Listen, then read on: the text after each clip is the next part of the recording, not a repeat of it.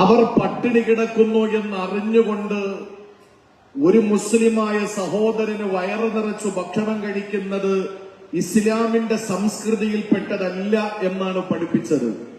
അവിടെ മനുഷ്യനെന്ന് പോലും പറഞ്ഞില്ല. അയൽവാസി മനുഷ്യനാണ് എന്ന് തിരുനബി സല്ലല്ലാഹു അലൈഹി വസല്ലം പഠിപ്പിച്ചിട്ടില്ല. പിന്നെയല്ലേ ഒരു മുസ്ലിം ആകണം എന്ന് നമുക്ക് പറയാൻ കഴിയുക. പച്ചക്കരളുള്ള ഏതൊരു ജീവിയാണോ തന്റെ വീടിന്റെ 4 ഭാഗത്ത് 40 വീട്ടിന്റെ ഉള്ളിൽ കിടക്കുന്നത്, ആ 40 വീടിന്റെ ചുറ്റളവിലുള്ള ഏതെങ്കിലും പച്ചക്കരളുള്ള ഒരു ജീവി, അന്നം കഴിക്കേണ്ട വെള്ളം കുടിക്കേണ്ട ഒരു ജീവി ആ നേരം പട്ടിണി കിടക്കുന്നു എന്നറിഞ്ഞാൽ പള്ളിയിൽ നമസ്കാരത്തിന് പോകുന്ന, കണങ്കാലിന് മുകളിൽ മുണ്ടെടുക്കുന്ന, നിസ്കാരത്തഴമ്പ് നെറ്റിത്തടത്തിൽ പ്രകടമാകുന്ന, ലാ ഇലാഹ ഇല്ലല്ലാഹ് എന്ന വിശുദ്ധമായ കലിമയിൽ വിശ്വസിക്കുന്ന, ഏകനായ പടച്ചവനെ ആരാധിക്കുന്ന, തിരുനബിയെ പ്രവാചകനായി അംഗീകരിക്കുന്ന ഒരു മനുഷ്യന് ഒരു കാരണവശാലും വയറു നിറച്ച് കഴിക്കുക സാധ്യമല്ല. ഇനി തൊട്ടപ്പുറത്ത് താമസിക്കുന്ന ഏതെങ്കിലും ഒരു മതവിഭാഗത്തിൽപ്പെട്ടവർ, മുസ്ലിം ആകട്ടെ അല്ലാത്തവരാകട്ടെ, മനുഷ്യരാകട്ടെ അല്ലാത്തവരാകട്ടെ, ആ പട്ടിണി കിടക്കുന്നു എന്നറിഞ്ഞുകൊണ്ട് ഈ മുസ്ലിമായ സഹോദരൻ വയറ് നിറച്ച് ഭക്ഷണം കഴിച്ചാൽ അവിടെയാണ് സ്വാർത്ഥതയും, അവിടെയാണ് അവന്റെ ഒരു സ്വന്തമായിട്ടുള്ള അവന്റെ കാര്യത്തിന്റെ താല്പര്യം പ്രകടമാകുന്നത്. പക്ഷേ ഇവനെ സംബന്ധിച്ചിടത്തോളം പൊതുസമൂഹത്തിന്റെ മുമ്പിൽ മുസ്ലിമാണ്, പക്ഷേ സർവശക്തനായ നാഥന്റെ മുന്നിൽ അവൻ മുസ്ലിം അല്ല എന്ന് പഠിപ്പിച്ചത് ആദരവായ പ്രവാചകൻ നബി മുഹമ്മദ് മുസ്തഫ സല്ലല്ലാഹു അലൈഹി വസല്ലമ തങ്ങളാണ്. ഇത് ഞാൻ പറയുമ്പോൾ ചേർത്ത് പറയാൻ ആഗ്രഹിക്കുന്നത്, മദീന എന്ന് പറയുന്ന പ്രവിശാലമായ ആ പട്ടണത്തിൽ ഒരു സ്ത്രീ ഉണ്ടായിരുന്നു. നല്ല പേരായിരുന്നില്ല ആ സ്ത്രീയെ പറ്റി ഉണ്ടായിരുന്നത്. ആ സ്ത്രീ മോശമായ പാതകളിലൂടെ സഞ്ചരിച്ച് അവർ ചോദിക്കാനും പറയാനും ആളില്ലാത്ത നിലയിൽ സ്വന്തം ശരീരത്തെ വിൽപ്പന ചരക്കാക്കി വെച്ച, നാട്ടിൽ പേരും പ്രശസ്തിയുമില്ലാത്ത ഒരു പെണ്ണായിരുന്നു. ആ സ്ത്രീ ഒരു ദിവസം നടന്നു വരുന്ന വഴിയിൽ ഒരു നായ, നമുക്കറിയാം നായയെ കണ്ടാൽ മനുഷ്യന്റെ സഹജമായൊരു സ്വഭാവമാണ് കല്ലെറിയുക എന്നുള്ളത്. ആ നായ നാവ് നീട്ടിയിട്ട് ഒരു തുള്ളി വെള്ളം കിട്ടാൻ വേണ്ടി കൊതിക്കുന്ന, ദാഹിച്ച് പരവശയായി നിൽക്കുന്ന നായയെ കണ്ടപ്പോൾ തന്റെ കഴുത്തിൽ അണിഞ്ഞിരുന്ന ഷോള് വലിച്ചു കീറി കയറായി ഉപയോഗിച്ച് തന്റെ കാലിൽ കിടന്ന ഷൂ അഴിച്ചിട്ട് ഒരു തൊട്ടിയായി, ഒരു ബക്കറ്റായി, ഒരു പാത്രമായി ആ കയറിന്റെ അഗ്രഭാഗത്ത് കെട്ടിയിട്ട് കിണറിലേക്ക് ഇറക്കി പച്ചവെള്ളം കോരി ഈ എല്ലാവരും വെറുക്കുന്ന, ആട്ടി ഓടിക്കുന്ന തെരുവ് നായയുടെ ചുണ്ടിലേക്ക് നനച്ചു കൊടുത്തു, തൊണ്ടക്കുഴിയിലേക്ക് ഒഴിച്ചു കൊടുത്തു എന്ന ഒറ്റ കാരണത്തിന്റെ പേരിൽ, നായയ്ക്ക് വെള്ളം കൊടുത്തു എന്ന ഒറ്റ കാരണത്തിന്റെ പേരിൽ ആ പെണ്ണിന് നാളെ സർവശക്തനായ ദൈവം തമ്പുരാൻ, പടച്ച തമ്പുരാൻ സ്വർഗം കൊടുക്കുമെന്ന് പഠിപ്പിച്ചത് ആദരവായ പ്രവാചകൻ സല്ലല്ലാഹു അലൈഹി വസല്ലമ തങ്ങളാണ്.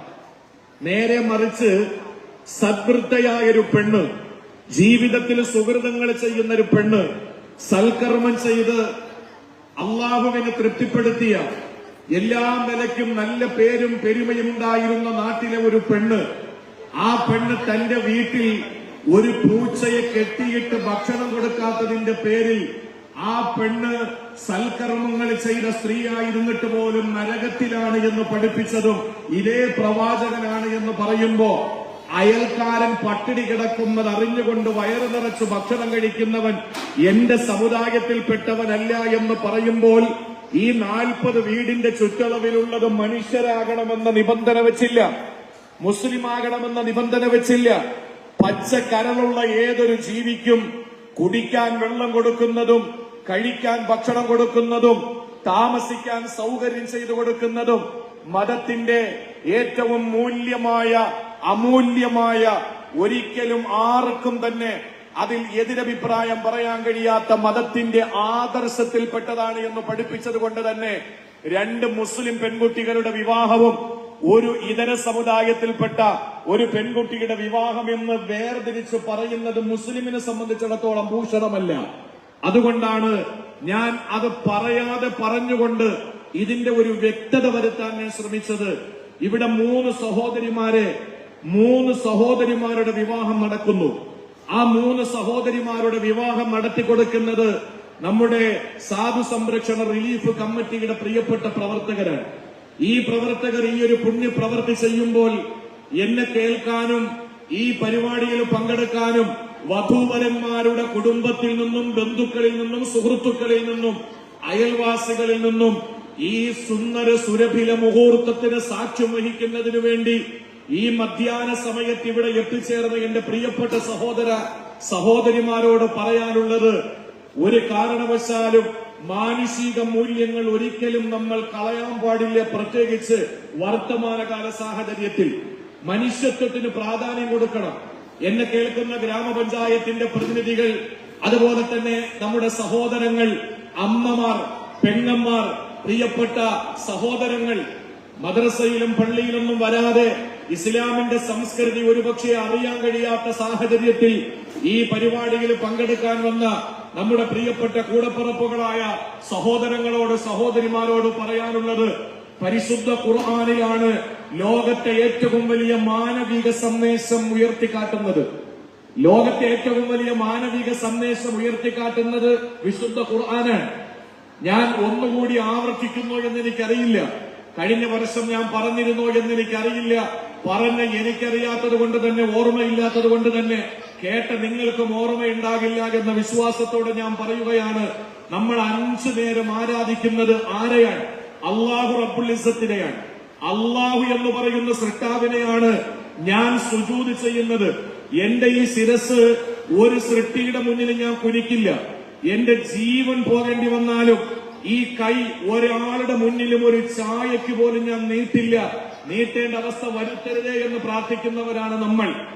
ആ എന്റെ ശിരസ് ഞാൻ കൊണ്ടുവന്ന് നിലത്തുവെച്ച് ഞാൻ കുഞ്ഞുങ്ങളെ പോലെ മുട്ടിലിഴഞ്ഞ് കിടക്കുന്നത് എന്നെ സൃഷ്ടിച്ച് പരിപാലിക്കുന്ന എന്റെ റബ്ബിന്റെ മുന്നിലാണ്. ആ റബ്ബിനെ 114 അധ്യായങ്ങളും 6666 സൂക്തങ്ങളുമുള്ള വിശുദ്ധമായ വേദഗ്രന്ഥമാകുന്ന ഖുർആനിൽ അല്ലാഹു തആല പരിചയപ്പെടുത്തിയത് പൊട്ടുതൊട്ട എന്റെ അമ്മമാർ, പൊട്ടുതൊട്ട എന്റെ പ്രിയപ്പെട്ട അച്ഛന്മാർ, എന്റെ സഹോദരങ്ങൾ വ്യക്തമായി മനസ്സിലാക്കണം. ഇതിലും നല്ലൊരു അവസരം ഇനി കിട്ടില്ല എന്നുള്ളത് കൊണ്ട് നമ്മുടെ അള്ളാഹുവിനെ ഖുർആൻ പരിചയപ്പെടുത്തുന്ന ശൈലി നിങ്ങളോട് പങ്കുവെക്കുകയാണ്. അള്ളാഹുവിനെ അള്ളാഹു വിശുദ്ധ ഖുർആനിലൂടെ പരിചയപ്പെടുത്തുന്നത് നിസ്കാരത്തഴമ്പുള്ള മുസൽമാന്റെ റബ്ബ് എന്നല്ല, തലയിൽ തൊപ്പിവെച്ചവന്റെ റബ്ബെന്നല്ല, ഹിജാബ് ധരിച്ച് മത്ത ധരിച്ച് പർദ്ദയിട്ട മുസ്ലിം പെണ്ണിന്റെ റബ്ബെന്നല്ല. അള്ളാഹു അവനെ പരിചയപ്പെടുത്തുന്നത് 114-ാമത്തെ അധ്യായത്തിന്റെ പേര് അന്നാസ് എന്നാണ്, മനുഷ്യരെന്നാണ്. ആ മനുഷ്യരെന്ന് പറയുന്ന അധ്യായത്തിൽ തുടങ്ങുന്നത് തന്നെ ഖുൽ അഊദു ബിറബ്ബിന്നാസ് എന്നാണ്. ലോകത്തുള്ള ജനങ്ങളുടെ റബ്ബെന്നാണ് അള്ളാഹുവിനെ പറ്റി അള്ള പറഞ്ഞത്, മുസ്ലിമിന്റെ റബ്ബെന്നല്ല. ഒരിക്കലും വർഗീയത കാണാൻ കഴിയില്ല. ഒരിക്കലും സ്വവർഗത്തോടുള്ള സ്വജന പക്ഷപാതം മുസൽമാന് അനുവദിക്കപ്പെട്ടിട്ടില്ല. അതെന്തുകൊണ്ടെന്നാൽ എല്ലാവരുടെയും റബ്ബാണ് പടച്ചതമ്പുരാൻ. ഈ ഇരിക്കുന്ന ഹൈന്ദവ സഹോദരങ്ങൾ, പൊട്ടുതൊട്ട അമ്മയുടെ മക്കൾ, തട്ടമിട്ട ഉമ്മയുടെ മക്കൾ, കുരിശുമാലയണിഞ്ഞ മാതാവിന്റെ മക്കൾ, എല്ലാവരുടെയും റബ്ബാണ് പടച്ചവനെന്ന് ഖുർആൻ പരിചയപ്പെടുത്തുകയാണ്. തീരുന്നില്ല. രണ്ടാമതായി നമ്മളൊക്കെ വിശ്വസിക്കുന്നത്, ജീവന്റെ ജീവനായി കാണുന്നത്, കരളിന്റെ കഷ്ണമായി കാണുന്നത്, കണ്ണിലെ കൃഷ്ണമണി പോലെ കാത്തു സൂക്ഷിക്കുന്നത്, നമ്മൾ ഇന്നേ വരെ കണ്ടിട്ടില്ലാത്ത ഒരു സഹസ്രാബ്ദവും 4 നൂറ്റാണ്ടും 9 പതിറ്റാണ്ടുകൾക്ക് മുമ്പ് മക്കയിൽ ജനിച്ച് മദീന എന്ന് പറയുന്ന പ്രദേശത്ത് മറമാടം ചെയ്യപ്പെട്ട ഒരു പ്രവാചകൻ മുഹമ്മദ് നബി സല്ലല്ലാഹു അലൈഹി വസല്ലം. ആ മുഹമ്മദ് നബി എന്ന് പറയുന്ന അന്ത്യദൂതരായ പ്രവാചകൻ ഒരിക്കലും മുസൽമാന്റെ മാത്രം പ്രവാചകൻ എന്നല്ല ഖുർആൻ പരിചയപ്പെടുത്തിയത്. വിശുദ്ധ ഖുർആനിൽ കാണാം, ആ പ്രവാചകനെ അള്ളാഹു പരിചയപ്പെടുത്തുന്നത് ഇവിടത്തെ ഹിന്ദുക്കളുടെയും പ്രവാചകൻ എന്നാണ്, ഇവിടത്തെ ക്രിസ്ത്യാനികളുടെയും പ്രവാചകൻ എന്നാണ്. അതിനെ ജനറലൈസ് ചെയ്തുകൊണ്ട് അള്ളാഹുവിന്റെ ഖുർആൻ പറഞ്ഞ പദപ്രയോഗം കാഫത്തൽ ലിന്നാസി എന്നാണ്. ജനങ്ങൾക്കാകമാനം നിയോഗിക്കപ്പെട്ട പ്രവാചകൻ എന്നാണ് പറഞ്ഞത്. ഒരു മുസ്ലിമിന്റെ മാത്രം പ്രവാചകൻ എന്നല്ല ഖുർആൻ പറഞ്ഞത്. ലോകത്തുള്ള എല്ലാ മനുഷ്യന്റെയും പ്രവാചകൻ എന്നാണ് മുഹമ്മദ് നബിയെ പറ്റി പരിചയപ്പെടുത്തിയത്. തീരുന്നില്ല. നമ്മൾ 5 നേരം തിരിഞ്ഞ് നമസ്കരിക്കുന്നത് സൗദി അറേബ്യയിലെ പരിശുദ്ധമായ കഅബ എന്ന് പറയുന്ന ആ ചതുരാകൃതിയിലുള്ള പരിശുദ്ധമായ കരിമ്പടം പുതച്ച കറുത്ത സുന്ദരിയായ കരിങ്കൽ ഭിത്തി കൊണ്ട് നിർമ്മിക്കപ്പെട്ട കരിമ്പടം കൊണ്ട് പുതയ്ക്കപ്പെട്ട കഅബ ഷരീഫിനെയാണ്. അവിടേക്കാണ് ഞങ്ങൾ തിരിഞ്ഞ് നിസ്കരിക്കുന്നത്. ഞങ്ങൾ മരണപ്പെട്ടു പോയാൽ ഞങ്ങളുടെ ശരീരവും മജ്ജയും മാംസവും ഇന്ത്യയുടെ മണ്ണിനോട് ചേർന്ന് പോകുമ്പോഴും ഞങ്ങൾ തിരിഞ്ഞു കിടക്കുന്നത് ആ കഅബയിലേക്കാണ്. ഞങ്ങൾ കഅബാലയവുമായിട്ട് അഭേദ്യമായ ബന്ധം സ്ഥാപിക്കുന്നത് ആദ്യമായിട്ട് ഈ ഭൂമി ലോകത്ത് ഞങ്ങൾ അള്ളാഹുവിനെ ആരാധിക്കാൻ വേണ്ടി പടച്ച തമ്പുരാൻ നിർമ്മിച്ച പരിശുദ്ധമായ പള്ളി കഅബയായതുകൊണ്ടാണ്. ആ കഅബയെപ്പറ്റി പരിചയപ്പെടുത്തുന്നത് അവിടെ പോയി ഹജ്ജ് ചെയ്യുന്നവന്റെ ഗേഹമെന്നല്ല, അവിടെ പോയി ഉംറ ചെയ്തവന്റെ ഗേഹമെന്നല്ല, മറിച്ച് അള്ളാഹു വിശുദ്ധമായ കഅബ ഷരീഫിനെ പറ്റി, മക്കത്തെ കഅബയെപ്പറ്റി പരിചയപ്പെടുത്തുന്നത് ജനങ്ങൾക്ക് വേണ്ടി പണി കഴിപ്പിക്കപ്പെട്ട ഭവനമെന്നാണ്. ജനങ്ങൾക്ക് വേണ്ടി പണി കഴിപ്പിക്കപ്പെട്ട ഭവനമെന്നാണ്. അവിടെ ജനങ്ങൾ എന്നാ പറഞ്ഞത്, മുസ്ലിം എന്നല്ല പറഞ്ഞത്, മനുഷ്യനെന്നാണ് പറഞ്ഞത്. ഇനി ഒന്നുകൂടി പറയട്ടെ, നമ്മളെല്ലാവരും അംഗീകരിക്കുന്ന ഒളു ചെയ്യാതെ, ഒളു എന്ന് പറഞ്ഞാൽ എന്റെ അമ്മമാര് മനസ്സിലാക്കണം, 2 കൈ കൊണ്ട് വെള്ളം കൊണ്ട് മുൻകൈ കഴുകി, വായ നന്നായിട്ട് വായിൽ വെള്ളം കയറ്റിയിട്ട് കൊപ്പിളിച്ച് കളഞ്ഞു, മുഖം നന്നായിട്ട് കഴുകി 3 പ്രാവശ്യം കഴുകി, 2 കൈയും മുട്ട് സഹിതം നന്നായിട്ട് 3 വട്ടം കഴുകി, തലയില് എന്തെങ്കിലും പൊടിയൊക്കെ ഉണ്ടെങ്കിൽ ഇല്ലെങ്കിലും വെള്ളം കൊണ്ട് ഇങ്ങനെ തലയൊന്ന് തടകി, അതിനുശേഷം ചെവിയുടെ ഭാഗത്തൊക്കെ പൊടിയോ ഉണ്ടെങ്കിലും ഇല്ലെങ്കിലും അതൊന്ന് തടകി, 2 കാലുകൾ കഴുകി ശുദ്ധി വരുത്തുന്നതിന് അംഗസ്നാനം എന്നാണ് പറയുന്നത്. അറബിയിൽ ഉളു എന്നാണ് പറയുന്നത്. ആ ഉളു എടുത്തിട്ടല്ലാതെ ഞങ്ങളുടെ വിശുദ്ധമായ ഗ്രന്ഥം തൊടാൻ പാടില്ല. ഭഗവത്ഗീത നിങ്ങളെ ബഹുമാനിക്കുന്നതിനേക്കാൾ, ഈ ബൈബിളിനെ ക്രൈസ്തവ സഹോദരങ്ങൾ ആദരിക്കുന്നതിനേക്കാൾ ഒരു സ്റ്റെപ്പ് അപ്പുറത്ത് നിന്നുകൊണ്ട് മുസ്ലിമിന് ഏതെങ്കിലും നിലയിൽ ശുദ്ധിയില്ലാത്ത അവസ്ഥയിൽ ഈ വേദഗ്രന്ഥത്തെ തൊടാൻ പാടില്ല എന്ന് പഠിപ്പിച്ചു. ആ വേദഗ്രന്ഥത്തെ അപ്പുറ ഭവ്യതയോടെ കാണുമ്പോ ആ വേദഗ്രന്ഥത്തിലാണ് ലോകത്തിന്റെ എല്ലാ ഗതിവിഗതികളെ കുറിച്ചും പരിചയപ്പെടുത്തിയത്. ആ വേദഗ്രന്ഥമാണ് തുടങ്ങുന്ന അധ്യായം 114 പാർട്ടുകളാണ്, 114 അധ്യായങ്ങളാണ്. അതിൽ ഒന്നാമത്തേത് ഫാത്തിഹ എന്നാണ് പറയുന്നത്. ശ്രീ KG രാഘവൻ നായർ ആ ഖുർആനിന്റെ ആ ഫാത്തിഹ മുതൽ നാസ് വരെയുള്ള 6666 ആയത്തുകളെയും കവിതയിലേക്ക് അദ്ദേഹം വിവർത്തനം ചെയ്തിട്ടുണ്ട്. അത് വളരെ മനോഹരമാണ്. ഞങ്ങളുടെ വേദികളിലൊക്കെ ഞങ്ങളത് പറയാറും പാടാറുമുണ്ട്. ഈ വിശുദ്ധമായ ഖുർആനിലെ ആദ്യ അധ്യായമാകുന്ന ഫാത്തിഹ അത് ആമുഖ പുസ്തകമാണ്, മുഖപുസ്തകമാണ്, മുഖവായനയാണ്. ആ മുഖവായനയെ മാറ്റിവെച്ചാൽ അടുത്ത അധ്യായത്തിന്റെ പേര് അൽ ബഖറ എന്നാണ്. അൽ ബഖറ എന്ന് അറബിയിൽ പറഞ്ഞാലും മലയാളത്തിലേക്ക് അതിന്റെ വിവർത്തനം വരുമ്പോ പശു എന്നാണ്. ഒരു പശുവിന്റെ കഥ പറയുന്നുണ്ട്. മൂസ പ്രവാചകന്റെ കാലഘട്ടത്തിലും മോസസ് പ്രവാചകന്റെ കാലഘട്ടത്തിലുണ്ടായ ഒരു സംഭവവുമായി കണക്ട് ചെയ്തുകൊണ്ട് ഒരു പശുവിന്റെ ചരിത്രം പറയുന്നതിന്റെ പേരിൽ ആ അധ്യായത്തിന് പശു എന്ന് നാമകരണം കൊടുത്തു. ആ പശു എന്ന് നാമകരണം കൊടുത്ത അധ്യായം മൃഗമാണ് പശു, ആരും മനുഷ്യനാണെന്ന് ഇവരെ പറഞ്ഞിട്ടില്ല. ആ മൃഗമാകുന്ന ഒരു അധ്യായം തുടക്കം കുറിച്ചിട്ട് അവസാനിക്കുന്നത് മനുഷ്യൻ എന്ന അധ്യായത്തിലാണ് നാസ്. അപ്പൊ മനുഷ്യരിൽ അവസാനിച്ച് മൃഗത്തിൽ തുടങ്ങുന്ന ഖുർആൻ മൃഗീയമായി ജീവിക്കുന്ന മനുഷ്യനെ മനുഷ്യത്വത്തിലേക്ക് കൊണ്ടുവരുന്നു എന്ന് പടച്ചോൻ പറയാതെ പറയുകയാണ് അവിടെ. ആ പറയുന്ന പരിശുദ്ധമായ ഖുർആനിനെ പറ്റി തന്നെ പറയുന്നത് ഈ ഖുർആൻ ഹുദൽ ലിന്നാസി, മുസ്ലിമിന് നന്നാകാനുള്ളതെന്നല്ല, മറിച്ച് അത് ലോകത്തുള്ള മനുഷ്യന് നന്നാകാനുള്ളത് എന്നാണ് ഖുർആനെ പറ്റി പരിചയപ്പെടുത്തുന്നത്. ഈ 4 കാര്യവും നിങ്ങൾ മനസ്സിലാക്കിയ സ്ഥിതിക്ക് അള്ളാഹുവിനെയും പ്രവാചകനെയും കഅബയെയും ഖുർആനിനെയും പരിചയപ്പെടുത്തുമ്പോ ഖുർആൻ പറഞ്ഞത് മുസ്ലിമിന്റെ, മുഅ്മിനിന്റെ, വിശ്വാസിയുടെ എന്നല്ല പറഞ്ഞത്, മനുഷ്യന്റെ എന്നാ പറഞ്ഞത്. ഈ 4 മതിലുകെട്ടിന്റെ അകത്തിരിക്കുന്ന മുസ്ലിമുണ്ടോ, ക്രിസ്ത്യാനിയുണ്ടോ, ഹിന്ദുവുണ്ടോ, മതമില്ലാത്തവരുണ്ടോ? ഇപ്പൊ അങ്ങനെയാണല്ലോ, മതമില്ലാത്ത നിരീശ്വരവാദികളായ ആളുകളുണ്ട്. എല്ലാരെയും ചേർത്തിണക്കിക്കൊണ്ട് അള്ളാഹ് പറഞ്ഞതാണ് അന്നാസ് എന്ന് പറയുന്ന പദം.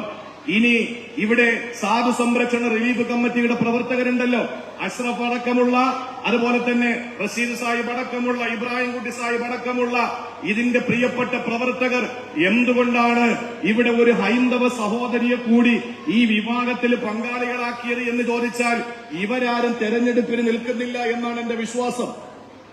ഇവരാരും ഇതുവഴി വോട്ട് ബാങ്ക് ഉദ്ദേശിക്കുന്നില്ല എന്നാണ് എന്റെ വിശ്വാസം.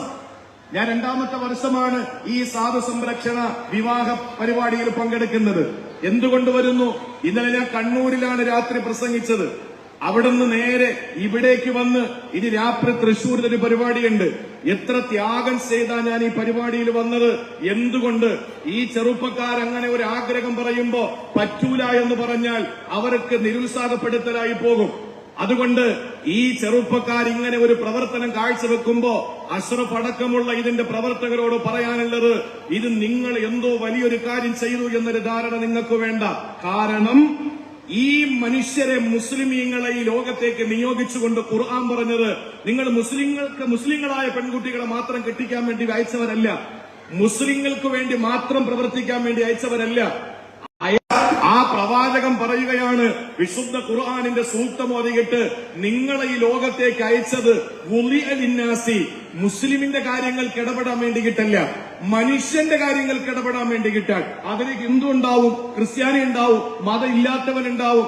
അതൊന്നും നിങ്ങൾ നോക്കരുത്. മനുഷ്യരാണോ അവരുടെ വിഷയത്തിൽ നിങ്ങൾ ഇടപെടണം. അതുകൊണ്ട് നിങ്ങൾ ഒരു സഹോദരിയെയും 2 മുസ്ലിം സഹോദരിമാരെയും കല്യാണം കഴിപ്പിച്ച് അയക്കുന്നു എന്ന് പറയുമ്പോൾ അത് നിങ്ങളുടെ ബാധ്യതയാണ്, നിങ്ങളുടെ ഉത്തരവാദിത്വമാണ്. ആ ഒരു ഉത്തരവാദിത്വം ഖുർആൻ നിങ്ങളെ ഏൽപ്പിച്ച കാര്യമാണ്. അതുകൊണ്ടാണ് ഞാൻ ആദ്യമേ തന്നെ പറഞ്ഞത്, 2 മുസ്ലിം പെൺകുട്ടി, ഒരു ഹിന്ദു സഹോദരി എന്ന് പറയുന്നത് ഈ സദസ്സിന് യോജിച്ചതല്ല.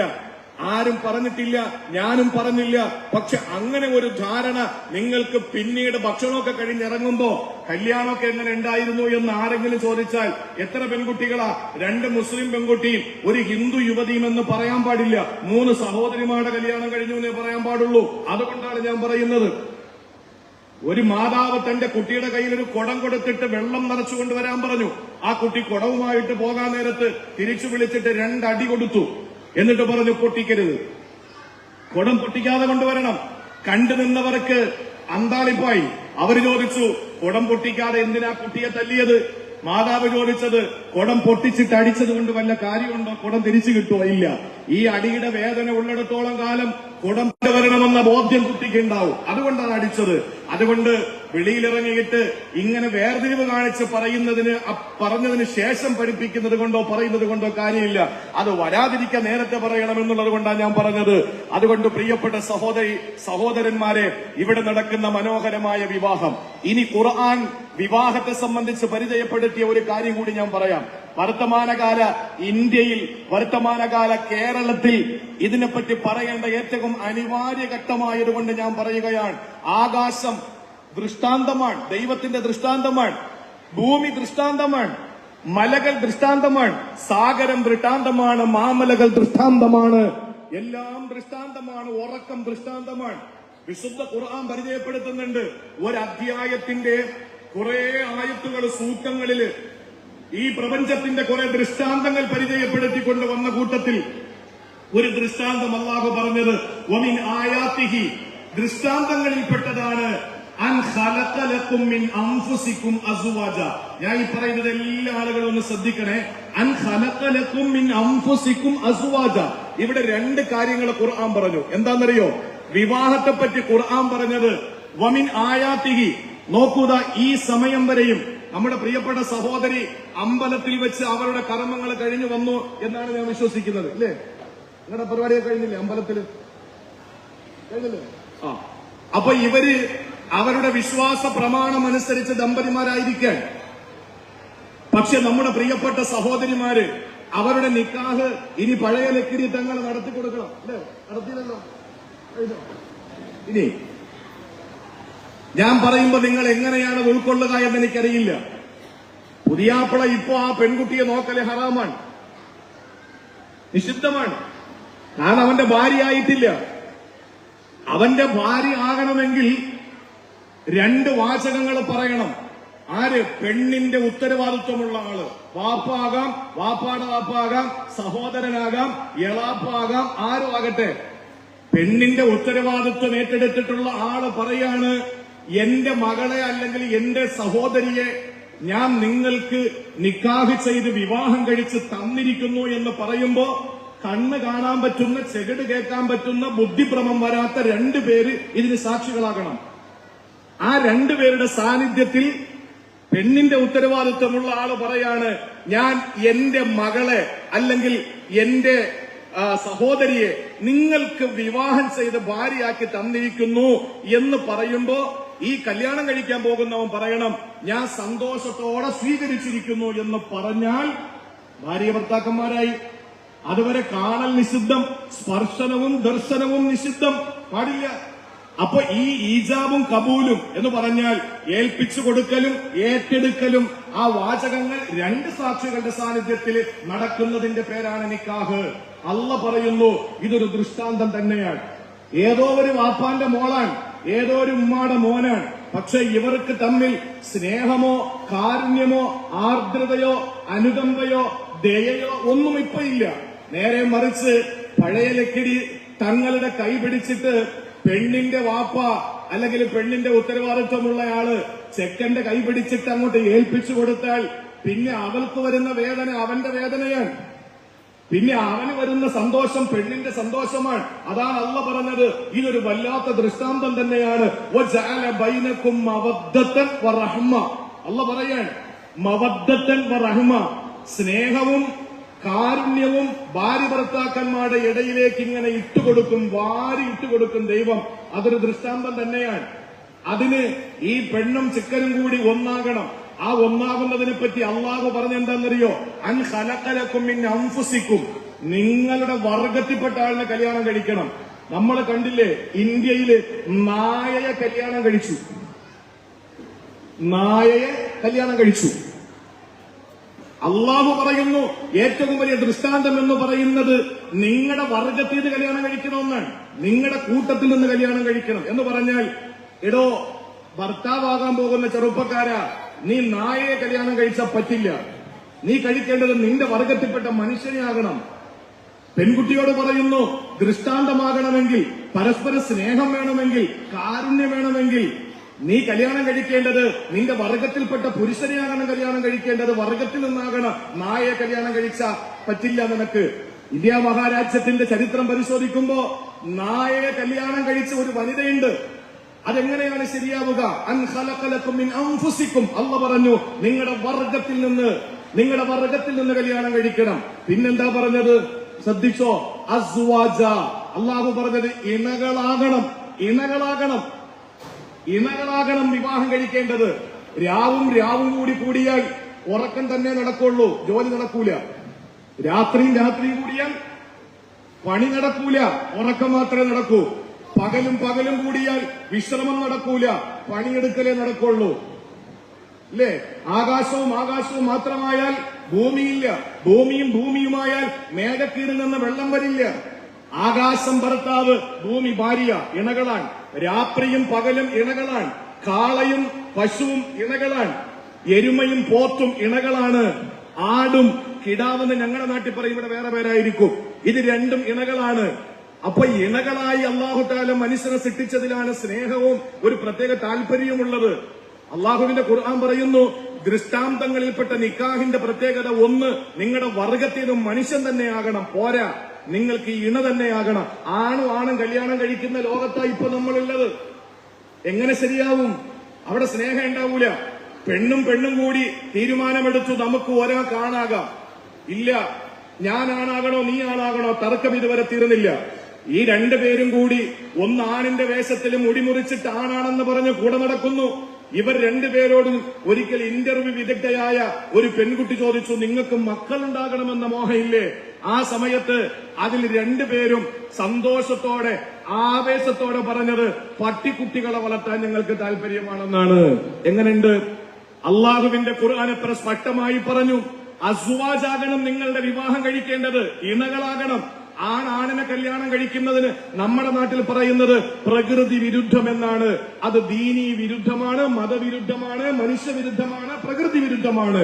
പെണ്ണിനെ കല്യാണം കഴിക്കുന്നത് മനുഷ്യരഹിതമാണ്, മനുഷ്യ വിരുദ്ധമാണ്, പ്രകൃതി വിരുദ്ധമാണ്, മതവിരുദ്ധമാണ്. അസ്വാജാകണം, ഇണയാകണം, എങ്കിലേ പിന്നീട് സുഖകരമായ ജീവിതം അവർക്ക് ഉണ്ടാവുകയുള്ളൂ. ഇതാണ് ഇസ്ലാമിന്റെ കാഴ്ചപ്പാട്. അങ്ങനെ ഇണകളായി തെരഞ്ഞെടുത്ത്, ഇണകളിൽ നിന്ന് തന്നെ തെരഞ്ഞെടുത്ത്, സ്വന്തം വർഗത്തിൽ നിന്ന് തെരഞ്ഞെടുത്ത്, ഇനിയുള്ള ഒരു പ്രധാനപ്പെട്ട കാര്യം എന്താണെന്നറിയോ? ഇസ്ലാമിൽ എന്റെ സഹോദരങ്ങൾ കേൾക്കണം, അമ്മമാര് കേൾക്കണം, എന്റെ പ്രിയപ്പെട്ടവരെ കേൾക്കണം. ഇസ്ലാമിൽ ഇത്രയേ ഉള്ളൂ. എത്ര?